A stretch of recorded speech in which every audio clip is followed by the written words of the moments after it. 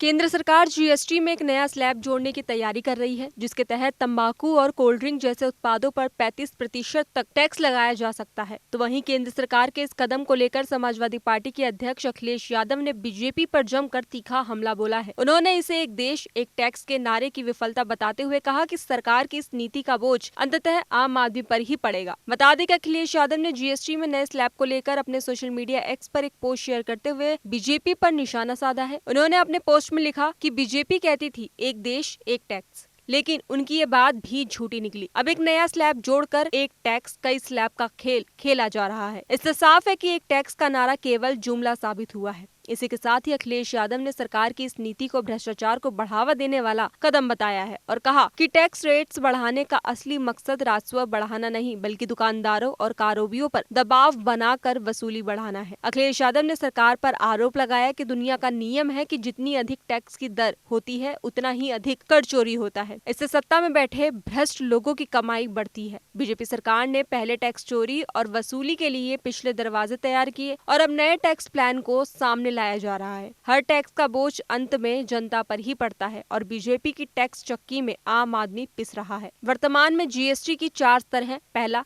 5%, 12%, 18% और 28%। लेकिन अब केंद्र सरकार इसमें एक और स्लैब 35% तक जोड़ने की योजना बना रही है। इस नई स्लैब में तंबाकू, उससे बने उत्पाद और कोल्ड ड्रिंक जैसे पेय पदार्थों को शामिल किया जा सकता है। बता दें कि जीएसटी परिषद की बैठक शनिवार 21 दिसंबर को होने वाली है, जिसमें इस प्रस्ताव पर चर्चा की जा सकती है। अगर ये प्रस्ताव पास होता है तो ये अब तक का सबसे ऊंचा टैक्स स्लैब होगा। सरकार का दावा है कि हाई टैक्स स्लैब से राजस्व बढ़ेगा, लेकिन विशेषज्ञों का मानना है कि इसका सीधा असर उपभोक्ताओं पर पड़ेगा। कोल्ड ड्रिंक और तंबाकू जैसे उत्पाद महंगे हो जाएंगे, जिससे इनकी खपत पर प्रभाव पड़ सकता है। विपक्ष का आरोप है कि जीएसटी के इस कदम से कारोबारियों और आम जनता पर आर्थिक दबाव बढ़ेगा। अखिलेश यादव ने कहा कि बीजेपी सरकार के कार्यकाल में नीतियां जनता के हितों की बजाय सत्ता के लाभ के लिए बनाई जा रही हैं। फिलहाल खबरों में बस इतना ही। बाकी देश और दुनिया की तमाम खबरों के लिए देखते रहिए दैनिक हिंद।